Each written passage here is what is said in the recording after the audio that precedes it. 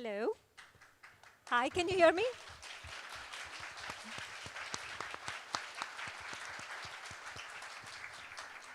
I have never experienced this before.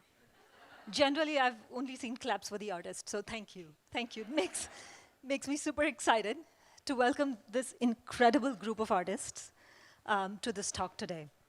Um, Joan Semmel has, for me, been an icon as long as I can remember. And the fact that she just continues to make incredible new paintings, I'm sorry, I get choked up, but it's always very inspiring. And to have these two incredible artists to join her, Cecily Brown, who's of course an icon, and Jenna Gribbon, who's becoming one, in our presence, I'm so grateful to them for taking the time. In case you don't know me, I'm Komal Shah, in case you were clapping for the wrong person. I am, as I joke, the crazy collector. I am crazy, with this collection on the first and the second floor. But every day, I look at the headlines and feel the need to continue what we do, which is to really expand our mission to shine a light on works by artists, excellent artists that happen to be women. And there's a continuing need for that, and I'm so thrilled that you've all come out to show your support. This show would not have been possible, of course, without these amazing artists, but also my friend and partner in crime, Cecily Alemani.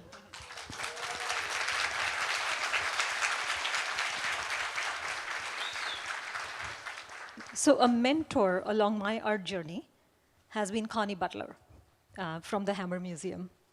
And so she was the first person we reached out to see if she'd moderate this panel, because she's not just intelligent and thoughtful and kind, but she truly is one of the most empathetic curators. And now, of course, she's the head of MoMA PS1, so we're thrilled that you could spare time for us.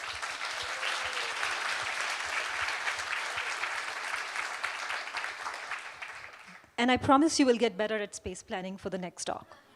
Sorry about this. But thank you for coming, and I'm going to turn over to Cecilia. Thank you, Kamal. Thank you all for being here. It's incredible to see this room so filled with friends and artists. My name is Cecily Alemani. I am the curator of Making Their Mark, the first public presentation of the Shah Garg collection here in New York City. We're excited to welcome you for the third public and most attended conversation. And I want to extend a warm welcome to our speakers, Connie Butler, Joan Semmel, Cecily Brown, and Jenna Gribbon. The talk today is titled Disobedient Bodies, and will explore how artists have conceived and portrayed the body as a subject, as a site of intimacy, and also as a place of subversion. And I promise you it will be a very lively conversation. Connie will be introducing our artists. Afterwards, there will be about 45 minutes of conversation. There will be a little time for you to ask questions. And then we are also excited to welcome you downstairs for another peek to the exhibition and a little drink. Now I would like to introduce our moderator. Connie Butler is the director of MoMA PS1 here in New York City. Prior to her arrival here in 2023, she was the chief curator at the Hammer Museum in LA, where she organized numerous exhibitions, including Made in LA and many other solo shows of artists such as Mark Bradford, Marisa Mertz, and Larry Pittman.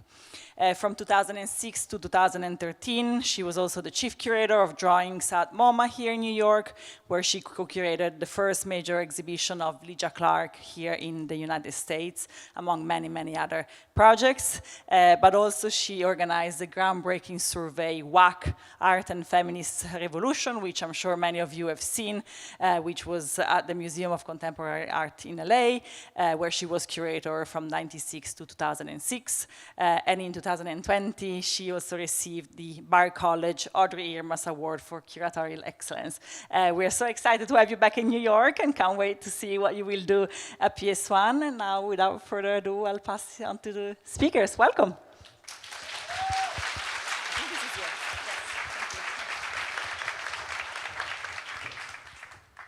Can we, oh good. Thank you, Cecilia, for that really warm introduction. And for everything you've done to make this incredible show such a success. And of course, a huge thank you to Kamal, who is crazy, we know. But really for convening all of us together on the occasion of the exhibition and providing the perfect inspiration for such a lively series of talks. It's amazing. And this turnout is incredible. I think we all feel a little bit nervous, speaking for myself in any case. But really, congratulations on the show and all of the response to it. And I think tonight the response in part is due because to the fact of this being such a wonderful intergenerational moment, which is something that the exhibition does so beautifully, bringing together generations of women artists. It's not so often that we have such a wonderful spread.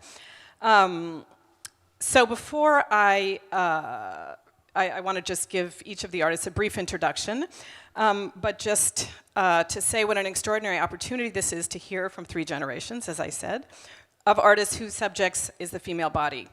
From Joan, who began dealing with the subject in her sex paintings of 1971, before then turning the camera and her eye on her own body in 1974, to Cecily, whose paintings of human forms seem to materialize the body through the lush and expressive application of paint, to Jenna, who centers queer desire and intimacy in portraits of her partner and herself. Each of these amazing women has shifted the discourse of the body and paint in very significant ways, I believe. So now for just a couple of brief words of introduction, though I don't think they need much introduction to this crowd. Joan Semmel, born in the Bronx, studied at Cooper Union, at Pratt, and the Art Students League in New York. She began her painting career in Spain and South America as an abstract expressionist in the 1960s and returned to New York in the early 70s as she turned her concerns around representation and the possibility for female autonomy to the body. The engagement in her work with her own aging physique continues to challenge the art historical fetishization of the female nude. Her most recent solo shows include exhibitions at Alexander Gray Gallery here in New York, and her work was the subject of a career retrospective called Skin in the Game, which was presented by the Pennsylvania Academy of Fine Arts. I won't go into all the collections that own so much of Joan's work, and as well as Cecily's and Jenna's, but suffice it to say, the world of museums has supported the work very generously. Cecily lives and works in New York as well. She graduated from the Slade School of Fine Art in 1993 and has worked in New York since 1994. Her wonderful exhibition, Death and the Maid, which I'm sure we all saw at the Metropolitan Museum, was just in 2023, and she has had many wonderful international exhibitions as well. Jenna Gribbon, Jenna Gribbon's oil paintings constitute an important new entry in the long lineage of figurative art, extending its narrative possibilities to explore the act of looking. Her vivid portraits, frequently nudes or partial nudes, depict those closest to her and sometimes the artist herself in candid poses during uncanny moments. Her work has also been the subject of many solo exhibitions, including most recently at the Collezioni Marmotti in Reggio Emilia, Italy, as well as other wonderful international institutions. So welcome all 3 of you, and thank you for doing this tonight. Yeah. Definitely. Rock stars in our midst. I wanted to start with the title of this panel, which we agreed on by email fairly quickly. I said, yeah, that sounds great. But then, of course, as I sat with it, realized that in fact, it's a provocative title at this moment in time. I think our panelists represent 3 different generations, as I said. But maybe we could start with Joan for some historical framing. And Joan, I would just ask you to talk about the decision to use the female body or the figure as a subject, and whether that choice was, at the time you started using it, a political one. Absolutely. When I started using the body, it was still the height of abstraction, so there was very little figuration. Painting was advertised as dead at that point. And I came back from living overseas for about 8 years, and I had worked as an abstract expressionist for all that time. But I came back into New York and went to meetings that looked like this. They were feminist meetings, and they were exciting and wonderful, and it turned me on, and I started doing some of the reading. There was a wonderful book by John Berger, Ways of Seeing, and talked about how a woman is judged by how she looks, and a man is judged by what he does. And that really resonated for me, and I determined to try to direct my work towards making some changes in the way things were. And so I stopped working abstractly and started working on what you call figuration, but the first pieces I did that brought me into figuration were sexual. And at that time, pornography was still a dirty word. In New York now it's entertainment, but at that point it was something very shocking to do.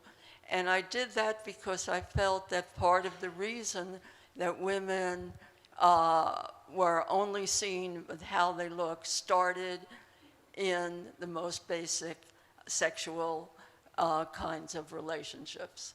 And so I went at it from that point of view. And I did 2 series of sexual works, and then moved towards myself. The reason I went to myself was that I wanted to deal with the body from the point of view of the woman. And I wanted for women to be able to understand and accept their own bodies rather than only accepting the kind of illustration of themselves that was given to them by the culture. And the culture meaning the past, the history of art, and also the popular culture of cinema and advertising. So that was what put me into my own body and why I started to use it. I want to come back to the question of influence and the wake of abstract expressionism that you were working in, but let's first maybe go down the line here and Cecily talk about the choice of the body, which you've also always been dealing with. Well, I think when I was young, when I was an art student, I just naturally gravitated toward using the body because most of the art that I looked at was full of bodies, the art that I was drawn to, whether recent or, older art. And, I think it's such an interesting age gap between us because, and also being in England and not in America. So the School of London was very much in the air when I was in art school. I mean, it was the end of it. I mean, painting was also really frowned upon. But the painters, still that one was looking at a lot were Bacon and Auerbach and Freud and people like that. But I think so I naturally just started painting the nude, male or female. And I did a lot of life drawing at school when I was first there. But by the time I then sort of I actually banished the female nude from my work for some time because I felt there were already enough female nudes in the world and that was the last thing that the world needed was more of them. And when I first started painting, when I came to New York, some of you might remember I started with bunnies and other animals, which were a sort of replacement for human figures, because I felt that you could say things using animals that you might want to say using humans. And it also got around the question of gender, as I was sort of making images that were somewhat to do with sexual violence and other kinds of violence, and I didn't want to gender my creatures. And after a while, it was obvious that these rabbits were sort of gradually becoming more and more human and that I had to embrace the fact that I wanted to paint bodies again. But then I did go out of my way for some years to never do a female nude. and it would always be fragments of different bodies and bodies of all genders, and it was unclear. So, I mean, it's a kind of a long story of then how I don't want to hog the mic, which I'm sure we'll come back to. But, there are moments where I've revisited a nude in a very straightforward way, but they're actually quite not that often in the end. Yeah. I had forgotten about the bunnies, actually. And they're back. Yes, they are. Right. Jenna, there's a nice quote that I saw that you talked about the use of the body and talking about using the female body as not a passive act, that to consume the image of someone else's unclothed body is not a passive act. So maybe you can talk a little bit about that choice and whether you, in this moment, feel like it's a political one as well. Yes, I would say it's all political. It's always political. But for me, I was always drawn to the figure as well. And I think all of us, if you go to art school, you're introduced to the figure very early on. It's so embedded in arts education to look at the figure, draw the figure, think about the figure. So it's almost second nature for the figure to kind of appear in the work. And even as a child, I would always just be drawn to drawing people. I was always drawing people. So that's in me for whatever reason. But in my work, I was trying to find a way to really think about this kind of the triangulation between the subject, the artist, and the viewer. And I have experience being all of those things, and I think as women, we know what it is to go through the world being regarded and scrutinized. And so I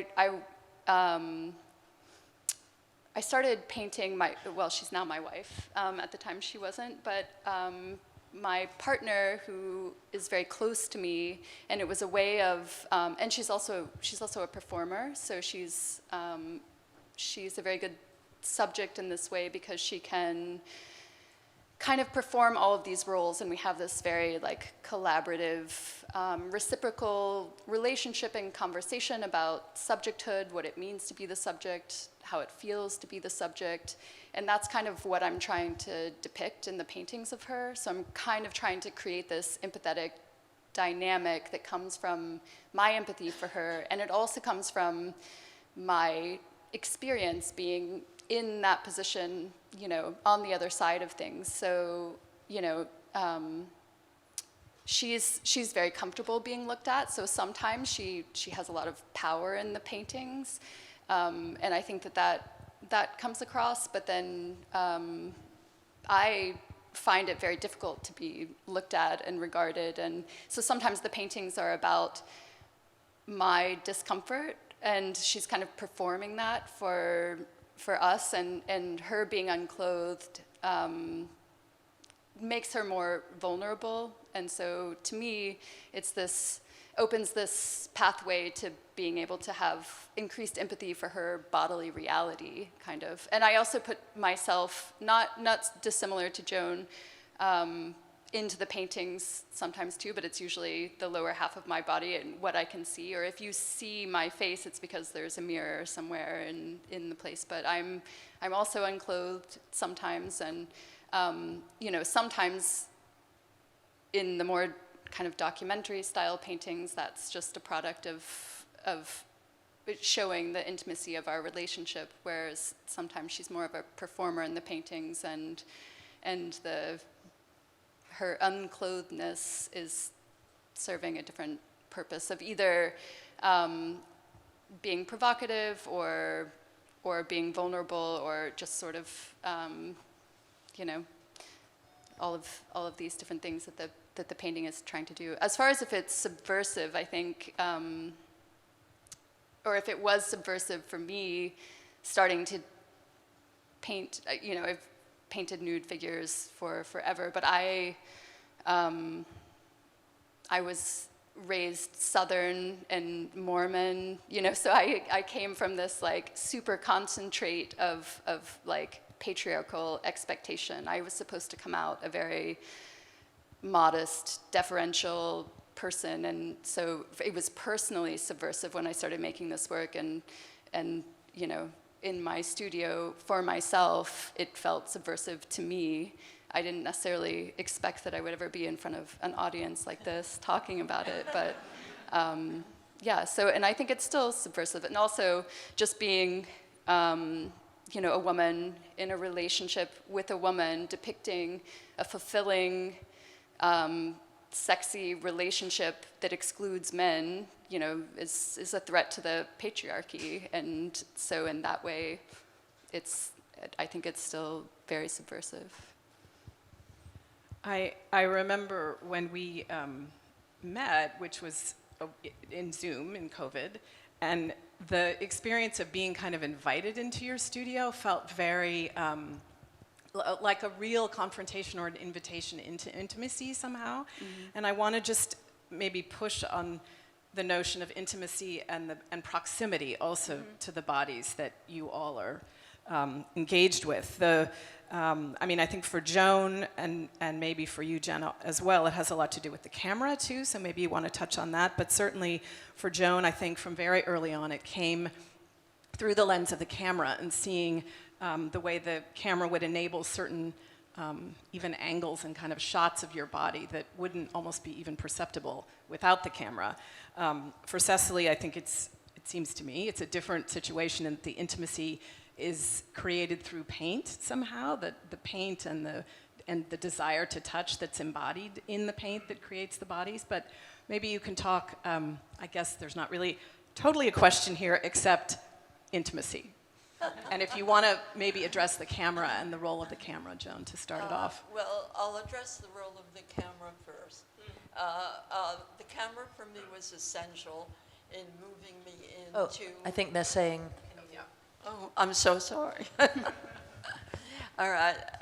The camera for me was essential in being able to formulate. It's almost as if the photograph was like a found object that was then introduced into my painting. So that was a very important kind of change for me from trying to envision or working from other models. And also I felt always that one doesn't experience one's body by seeing the whole body. You experience your body in fragments. And for me, what was very important was for somehow to translate to other women a way of understanding their own bodies and looking for that quality with their own bodies of acceptance and intimacy of their own self and how they utilize their body, rather than always seeing their body through the reflected eyes of an admirer, whether it be a male or female admirer. It was a question of not being self-derived, self-agency, and those were the things that drove the work for me. And intimacy for me had to do with the relationship that I would have with another rather than with myself. So that came into the paintings, the earliest paintings where I had some images with a male partner. And I was, at that point, trying to work on some of the ways that a woman could not give over totally in a sexual relationship, but accept intimacy and retain autonomy. So one of my first paintings like that, I called Intimacy Autonomy. Right? So that was the way those issues came out in my paintings indirectly. They sort of snuck up on me. It's not like I determined to do it and make that happen, but as the painting spoke to me and told me what I was doing and what I was looking for, and then of course I understood what I was looking for and was able to proceed and move further with it. Does anyone else want to, Jenna, do you want to talk about the camera, or Cecily? I can talk about intimacy. Some more. I could talk about intimacy all day. I would say that for me, my interest in intimacy is, I'm very interested in what it is to try to see another person from up close. And I think it's such a difficult thing. And I think in some ways, the closer you are, the more difficult it is to see. And there's this constant shifting and morphing of the other person. And I think that if you think that you clearly see your partner or this person that you're extremely close to, then it's probably because you've stopped looking. And so for me, it's an endlessly interesting sort of chasing the rainbow endeavor to pursue this intimate vantage point and try to get a grasp of who this person is who's so close to me. I also have an ongoing project of painting my son. And I think, yeah, the parent-child relationship is one of the most intimate relationships that there is. And yeah, so to me, it's endlessly generative to look from, this close and try to see. Cecily? No, it's funny, the idea of one's own body and painting sort of, one of the things I always felt when looking at art was, when I was young, I didn't have a problem with the male gaze at all, because in a way felt women had the advantage of both being in the picture and looking at the picture. And so, the fact that it was about us and of us, and that if you're a woman standing looking at a Matisse or something, you can sort of stand in that position and feel like, well, I know how she felt, and as a painter, I also know how he felt. So I felt always very ungendered when I was young and didn't have a problem with male gaze till much later. No, you see, the great con of my youth, apart from that things were generally getting better, was that feminism was done, That, we'd got there, we'd done this, and the people were equal. And I mean, I lived through the sort of lad mags of the 90s and so on, but that all came as a surprise to us who'd grown up with feminist mothers, and just the assumption that I used to say I was a born feminist, like it's not really my problem because of people like you and the work that others had done. Just sort of felt, well, I'm in this world where I can do whatever I want, and felt very free when I was young, and it's actually taken years in the art world to realize how naive I was. But there is that thing of just thinking of it as a person, not as a male or a female or whatever, when you're looking at painting. I actually always felt when looking at painting and while painting were two of the times I felt least conscious of being female. I just felt like a human, and wanted that to be the case. In fact, till now, I mean, this is one of the only shows I've been that's all women. And I think a lot of people of my generation have avoided that because you don't want to be marginalized and you'd want to all be together. Then I started being in shows that might be by all women, but it didn't advertise itself like that. Just be in a group show where, it just happens to be all women, and kind of see if anyone notices. But get back to intimacy. There is this sort of self-intimacy. And I think one of the reasons I loved your work when I saw it was that thing of like, someone seeing what it looks like to be female, like when you're looking down on your own body, and this real sense of interiority of, getting in your head and you getting in my head. And I feel like the way intimacy in my work, I find it when I sort of feel like I don't know much about intimacy, or I'm not very good at intimacy. But the painting, the act of painting is itself quite intimate in that, being alone in a room, alone with yourself. And then I think there's a certain erotics of paint and a way that you're conscious of using your own body that sort of bring that out as well. And that there might be a very conscious way that one makes a stroke or uses, for example, an arm's length. I'll say, well, this stroke is going to be as long as my arm when I stand at this distance from the canvas, and things like that, that in a way it's the ultimate intimacy because it's coming from within. But I don't think, it's a cliche to say small paintings are intimate, and with my small ones I often get that word. But in some ways I don't think my work is very good, like, about intimacy. or on intimacy. I think it's more removed. Well, maybe that segues to a question I wanted to ask about abstraction, because I do think there's a way that in your work the paint almost frustrates a desire to become completely as close as one would like maybe to the subject. And so maybe you can talk about that. How do you, because I think you all engage in abstraction in different ways, you know, either through the camera, through the kind of extreme angles and sort of distortion that you sometimes use, Jenna, but maybe Cecily, you could start. I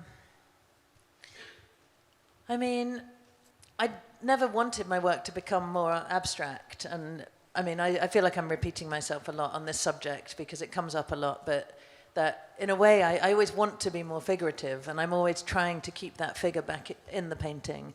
And at the same time, I can't paint an image that's just one image. I find it almost impossible. Like, I'll occasionally do it, but so a clear figurative image is incredibly hard for me, and it just sort of doesn't make sense. Like, it might make sense when I look at other people's work, but just for me, I need that sort of instability and the, you know, I'm so interested in movement as well that I haven't yet figured out how to have a sense of movement without actually having paint that moves around a lot.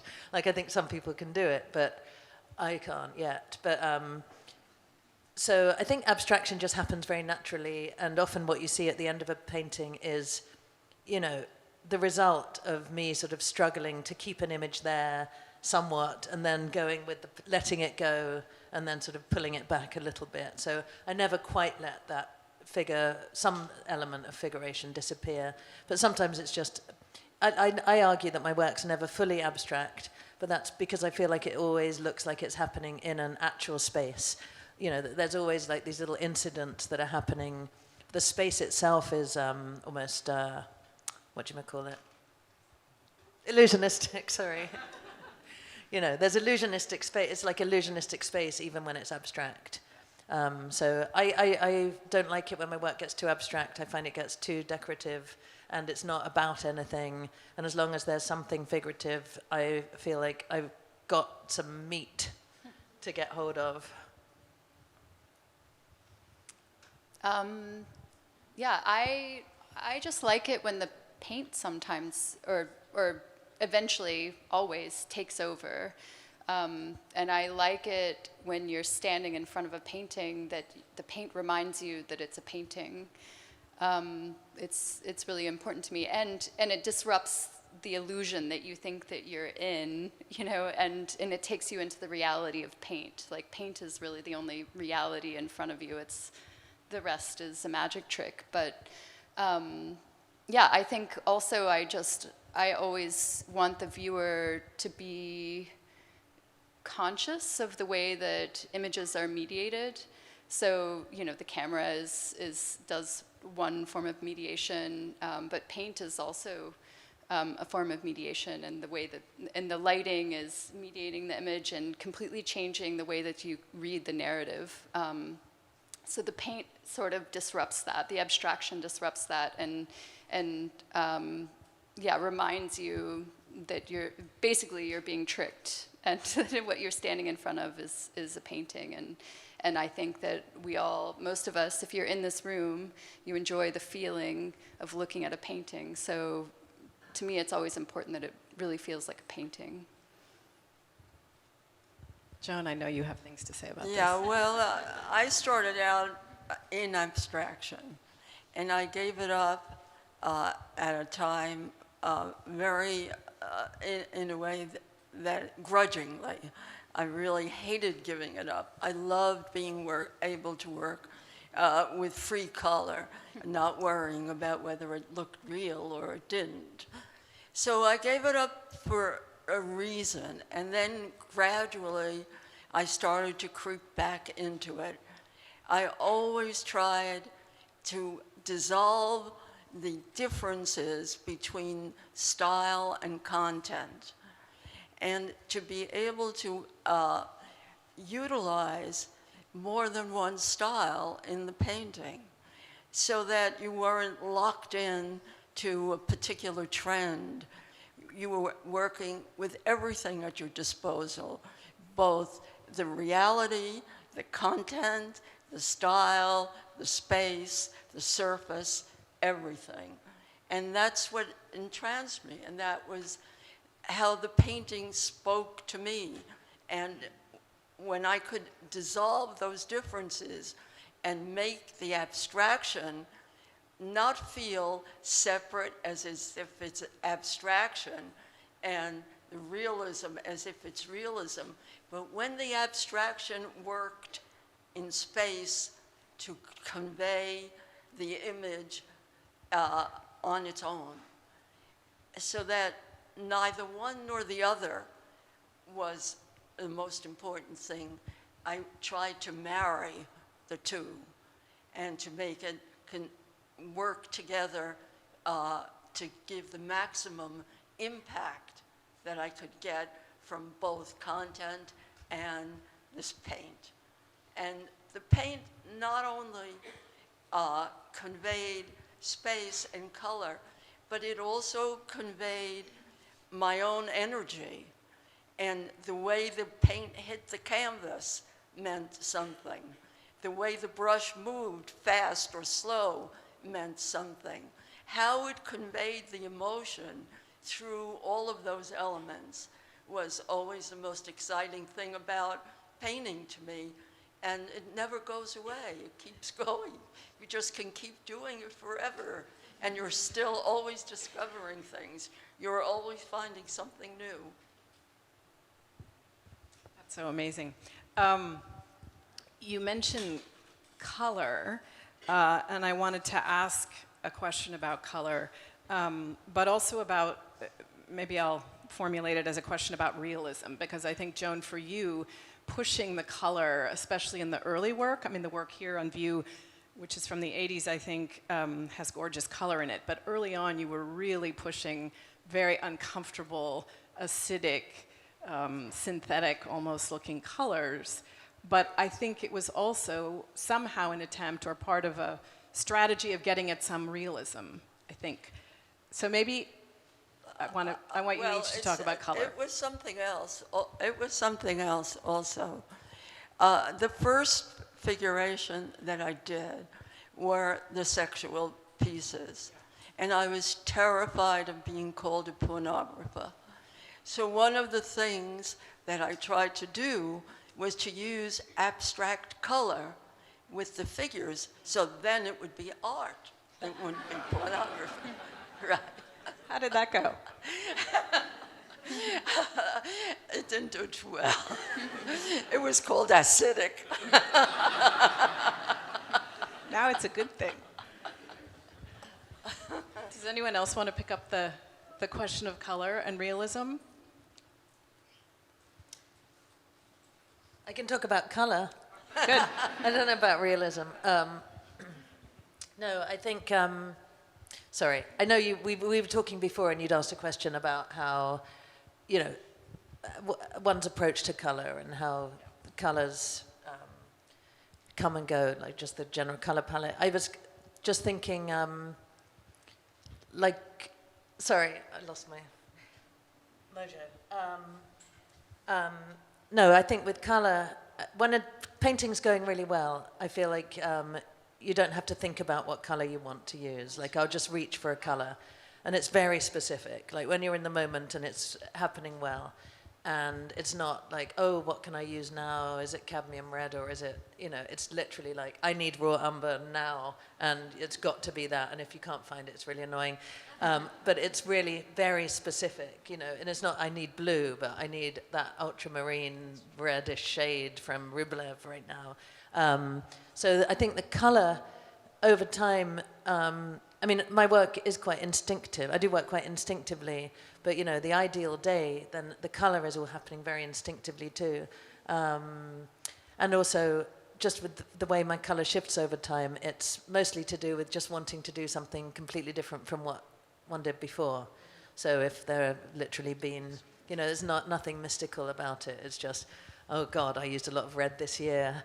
You know, let me really try and turn my back on red. And, you know, at the moment I'm using a lot of purple, which is quite difficult. And I'm using, because I'd hardly used it. And it's just really dumb things like that just make get you up in the morning of like, well, gosh, purple, But also trying to use, at the moment, because I've always tried to really make it impossible to make a typical painting by me, whether it's by changing the scale or the size or the brushes or the color.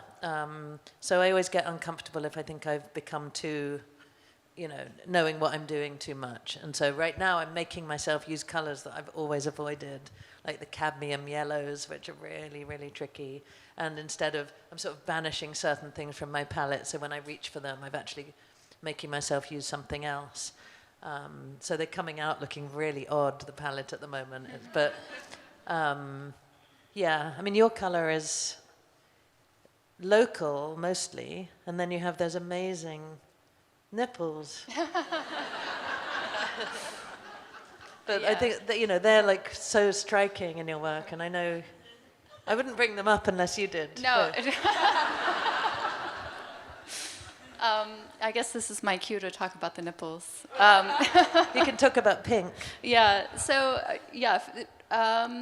it's the nipples are an outlier in terms of the way I use color, for sure. It's the only moment, and not that I do sometimes have other kind of fluorescent-y or bright, like super high chroma moments. But the nipples, they serve a few purposes. For one thing, to me, they have this anachronistic quality that sort of takes the figure out of being just like sort of slipping so nicely into art history. It's like, oh, this is something clearly not from 100 years ago.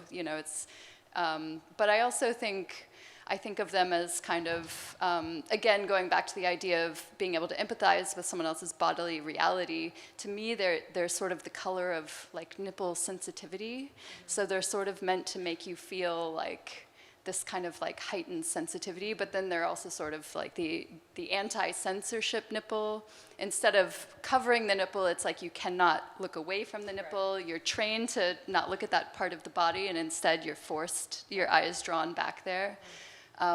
I think of them also as having this almost like sci-fi effect, like they could be a light source, there's sort of all of these things. But sometimes I like to just joke that her nipples are actually that color. That's just Mackenzie's nipples look like that. But they almost remind me of, they're doing that because they're being looked at. Yeah, and there's almost this sort of proprietorial way we're all supposed to look at things, even whether it's a Courbet, with these breasts just in your face, and you're like, come on, tell me we weren't supposed to look at them and find them erotic. Yeah. But so for me, the nipples work, your painted nipples work in that way of bringing the...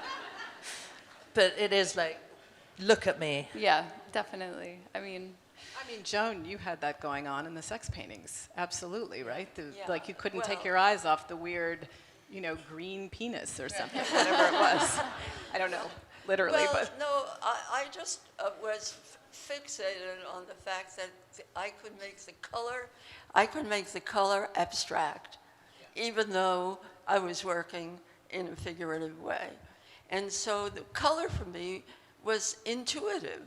It wasn't like I didn't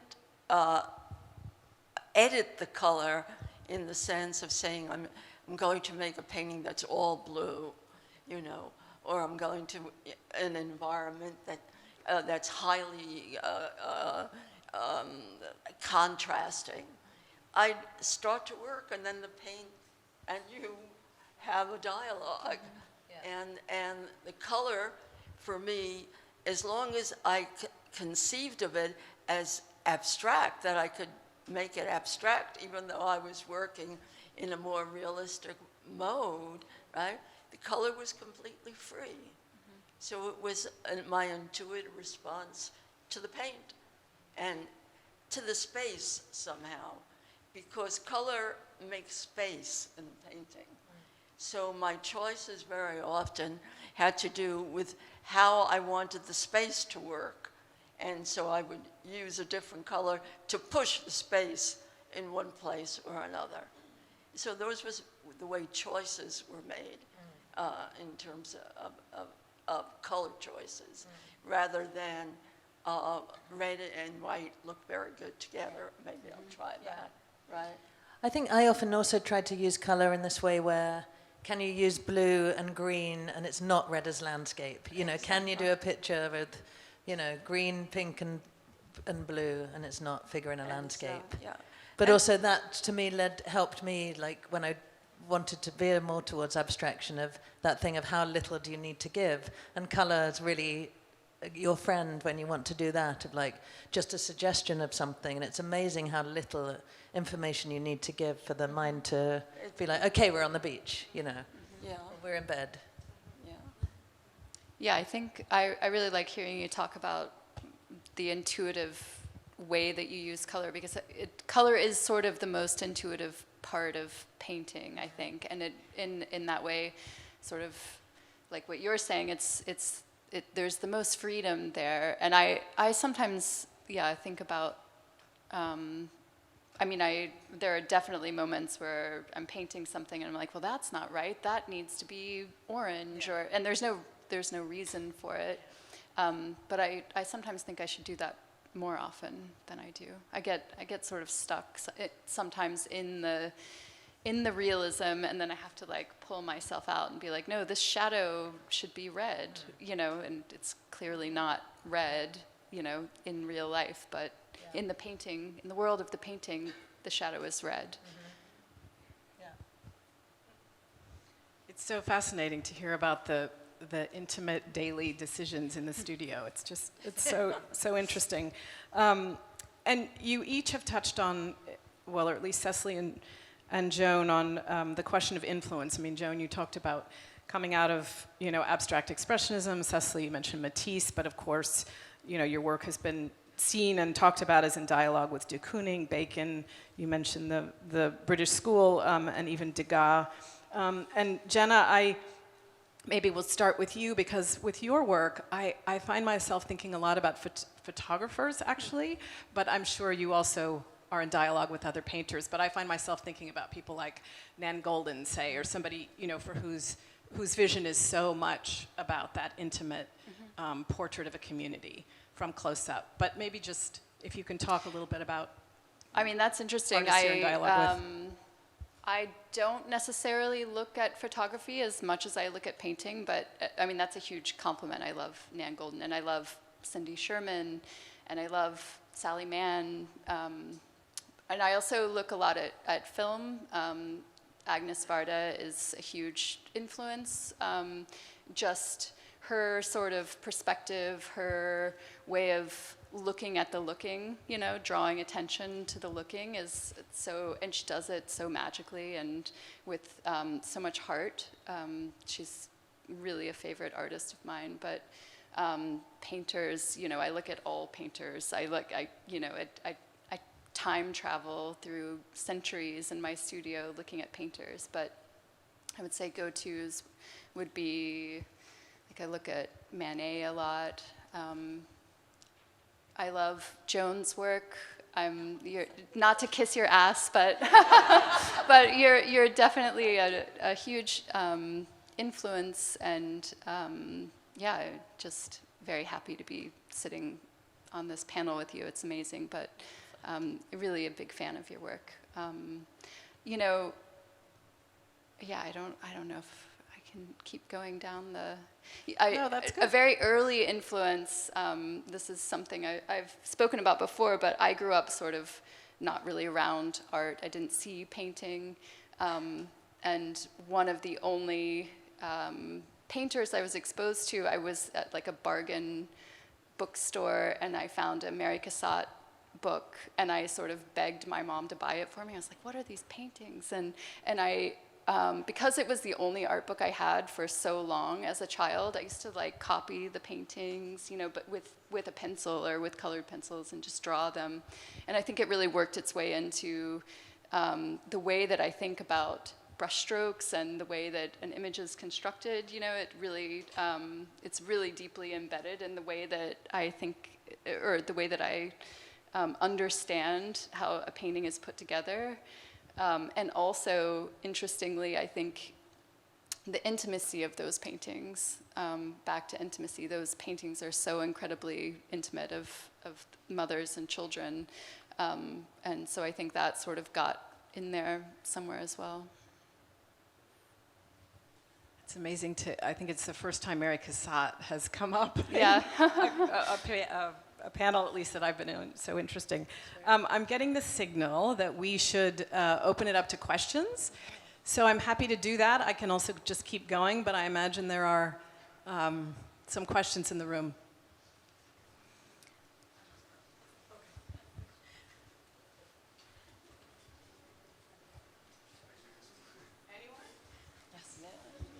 I had a question for Jenna about scale, because you've worked in many variations of scale, and how do you come up with that? How is scale important to you in the images that you make? I love playing with scale. I used to make exclusively tiny paintings, and I've always really loved small paintings.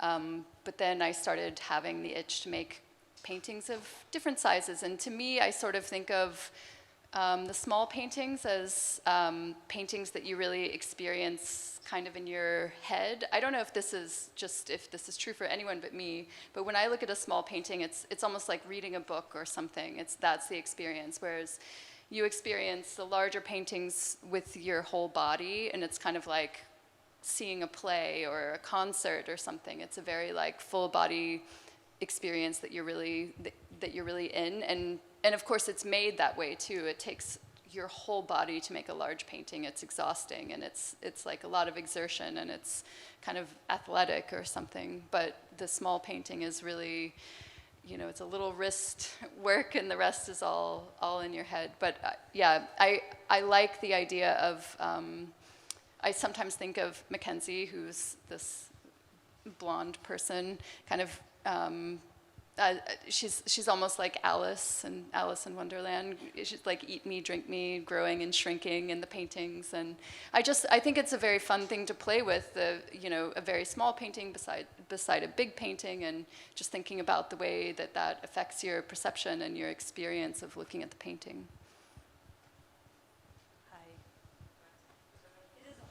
Hi.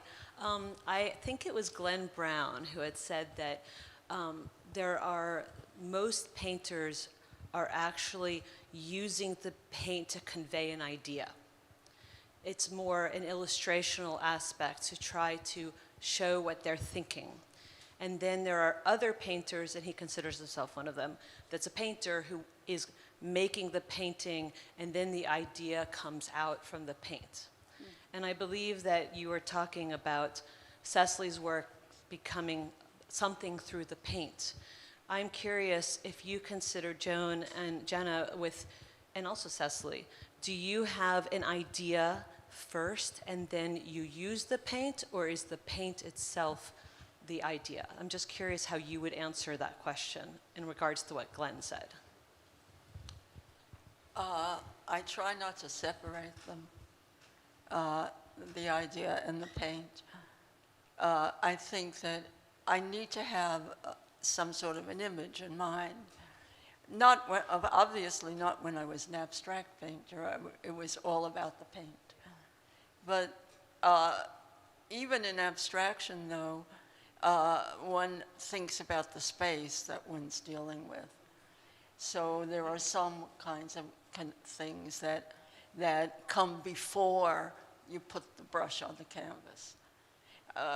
In terms of you choose your scale, you choose what size brush you're going to use. So all of these things are choices that you're making.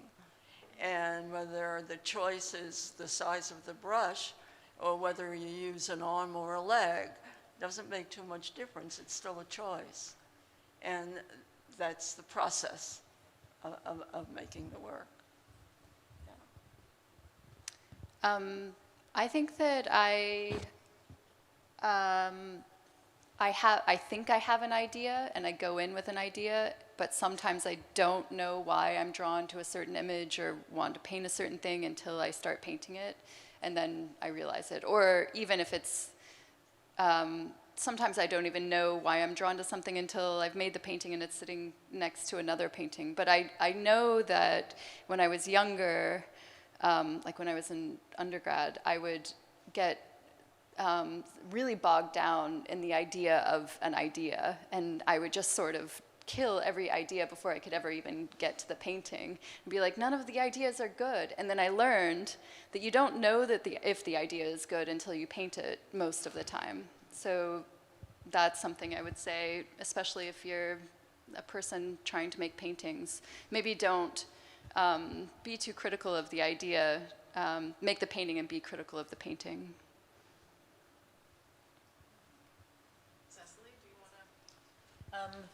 Well, that last bit just reminds me that I was talking with two painter friends the other night, and one of them was saying how much she hates painting. And, or just, she loves it, but she hates it. And then the other painter looked at me and said, you love it, don't you? And I'm like, I do. I love it, but I hate it after the fact. I mean, that's another different question, but I'll paint all day, and, you know, I think I'm very self-critical, but not really step outside of it. And then my despair comes later when I look at it and think, oh, God, I've just done the same painting again, or whatever it is. Which does happen quite often. But no, but it was just funny, that idea of either all the struggle. So it's not that it's all like la-di-da, it's a struggle some days, but often it feels, as you say, enormously fun and interesting, and that you're doing something new, and it's, you know, it's not till later that you realize you weren't doing anything different.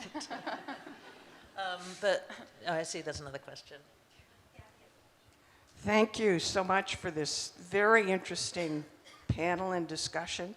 And my question for you three is, why do you think there's so many people in this room?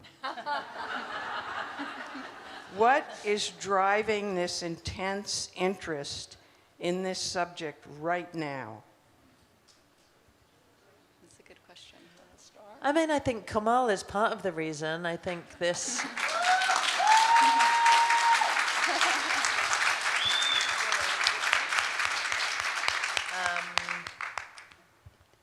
What do you think? Well, I think it comes from the moment in time that we're in, when suddenly women have taken stock of what's happened in the world and in their lives, and have decided to be their own person. And they're looking for ways to assert that. And we just happen to be here for you all. But the truth is that as women have entered into the workplace and gained some power that way, and become educated and gain some power that way, they're no longer willing to just be looked at. They want to be doing things. And so we're all here to take note of that kind of feeling.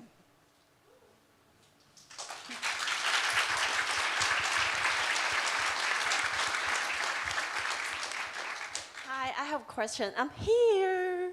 Yeah, I'm super far away, but can you hear me? Yeah. I think so. Yeah, thanks for this amazing panel talking, and I have a question related to, sorry, should I stand up? Sure. Yeah.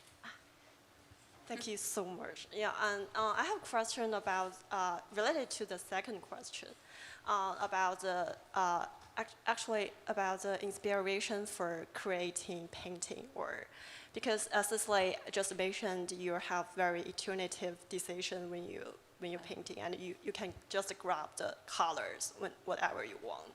So I just curious how to deal with, because for today there's a mountains of exhibitions for young artists, and when they attend to art school like Para, like the SVA, some professors just suggest them to visit exhibitions as much as they can. But I also learned some young artists just cannot bear so many booming information to their minds. They just lost themselves. So I just really curious about, can you just give some suggestions for those young artists, how to follow up their hearts, how to keep up their own styles or create their own styles, or also learn from the great lessons for the fabulous artists like you? Yeah, that's my question. Thank you. I mean, all my friends know I have a lot of advice for young artists.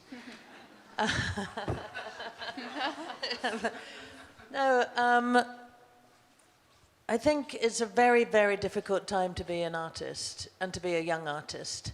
I think it's changed so much in the last 20 or so years, and I came to New York 30 years ago, and you don't want to hear about the good old days, because I thought I'd already missed them back then, but it turned out, you know, you could move here with no money, you could get somewhere very cheap, you could live, have a couple of jobs and pay, you know. It's very, very difficult to do that now and be in New York. My advice for young artists is not to be in a rush. The big differences between the art world then and now were that when we were in art school, nobody expected to make any money, and there wasn't a thing called a career. The art schools weren't like grounds for breeding young, you know, people who were expecting to go to Korea and to auction and to big galleries within a space of a few years. You know, when the Turner Prize was started, it was for a young artist under 50. Like 50 was a young artist. I mean, I don't want to bore everyone with stuff about the market, which I usually really avoid talking about, but I think that what's happened in the art world is so gross, and it's become so voracious, so greedy. It's not about art, it's about money, it's about playthings and flipping art and trying to make more money. So I think young artists have to be more protective than ever and remember that their art is for themselves, first and foremost. And I do think it's very important to not expect to make money from your work. And I think we're in a very commercial art world now where that's almost assumed that you will. I think artists have to, you know, not expect to make money and to work at other jobs for as long as they have to. And I think it's very tricky me saying this because I was successful quite young, but I carried on working in a restaurant even after I was showing at Gagosian, which might be quite surprising to some people. I'd had 2 shows at Jeffrey Deitch, and it just never occurred to me that I would be able to live from my art. I thought, well, I had a show.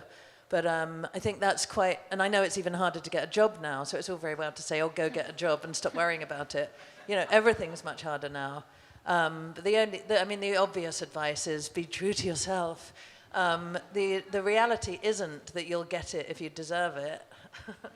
Sorry, you know, there's this great myth that's in, you know, American Idol and things like that of like, I want this, therefore I should get it, but it's my dream.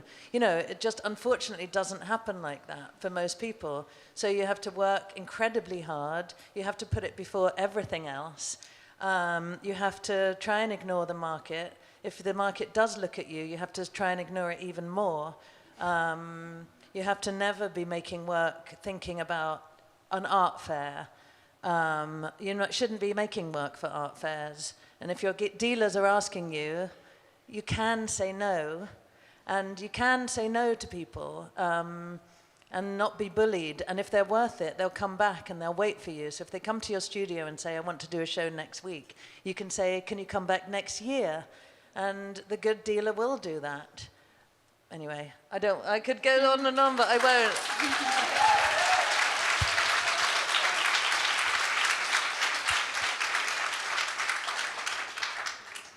Great. There are other questions? Hi there. Back here. Hi. This question is for all of you, but I think Joan in particular might have some interesting thoughts. I was wondering if you can articulate what it's like to depict the aging female body, because I think that's obviously frowned upon in a patriarchal society. In a what society? In a patriarchal society. Patriarchal.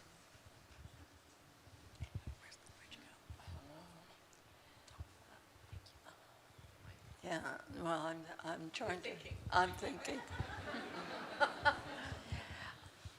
I think that it takes a lot of confidence and also the feeling that you have a cause, which I think is kind of strange to say. But when you're doing something like revealing your body, I think that you have to have a sense of the reason for doing it. That you're not, it's not just, or at least for me, you run the risk of, first of all, being called narcissistic. Secondly, attracting the wrong kind of attention. And thirdly, being dismissed as not important. And so all of those elements come into play. And why one does it anyhow, one has to feel very strongly that there's a need for it. And I think that's what drove me, was the feeling that of needing and wanting and trying to change things. So I don't know what else I could say about it. Yeah.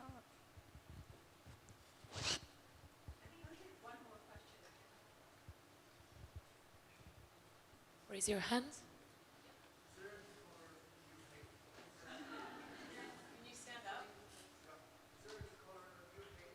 Color that you hate. What did he say? Is there any color that you hate? Is there any color That you hate? No.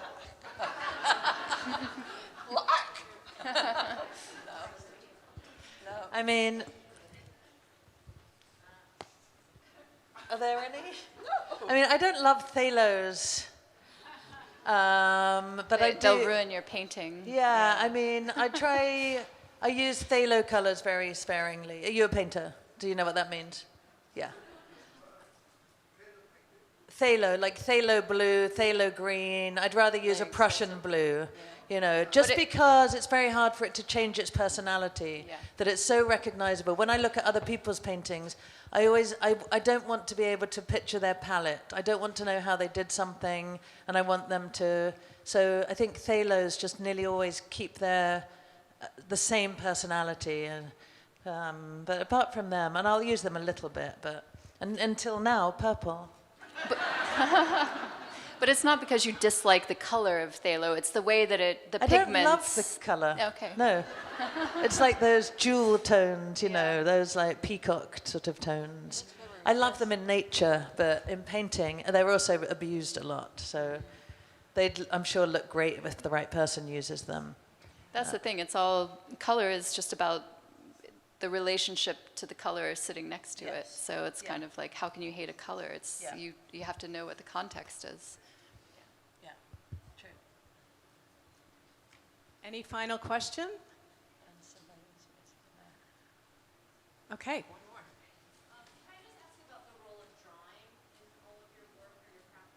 Oh, that's a good one, the role of drawing.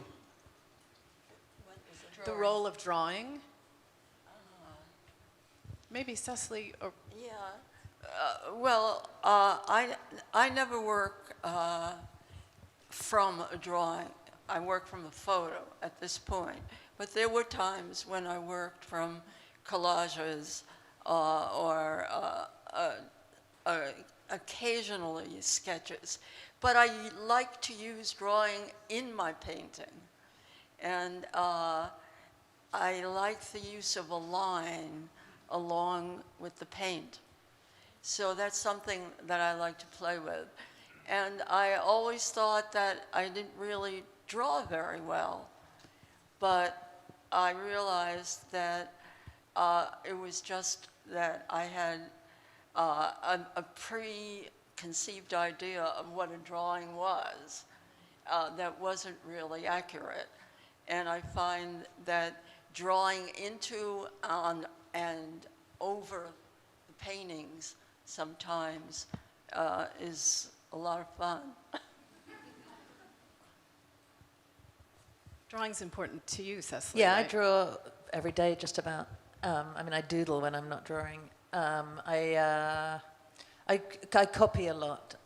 I nearly always copy from other sources, so I copy anything, you know, it can be anything. This morning there were a bunch of photos in The Guardian's 100 Cutest Animals or something that I ended up using. So a photo or often other art, but and then I draw a lot, and then I don't refer to them at all once I've done them. They're just in a pile. I don't, you know, it's more the act of doing it. You were drawing? Yeah, I was scribbling. I was showing off. No, I was, I draw and print and do watercolors and pencil and everything, but I love drawing. And I'd like drawing best in ballpoint pen. I aspire to be a person who draws as much as you do, but for whatever reason, I used to draw endlessly as a child, just constantly drawing. Now I pick up a pencil and it feels so sort of ineffectual, and I just get frustrated that it's not a paintbrush. Well, do you feel as someone new that like you're being watched now? I mean, do you feel like there's this sense, because I remember when I was first showing and selling stuff, drawing fell off because I felt like it wasn't for me anymore. Like somehow, and it was with all these charity things and like, have you got to work for this and have you got to work for that? Everyone wants to know if you have a drawing. And you'd be like, also, well, if this works out, I can give it to, you know, 2x2, or if, you know, and then you're like, this isn't for me or for fun anymore. Yeah, that's true. And so I stopped drawing almost completely for a little while, so don't worry. The trick was to draw in notebooks again and just think no one's ever going to see this. And that's another good trick for the young one, is just pretend no one's ever going to see anything you do and you'll be truly free.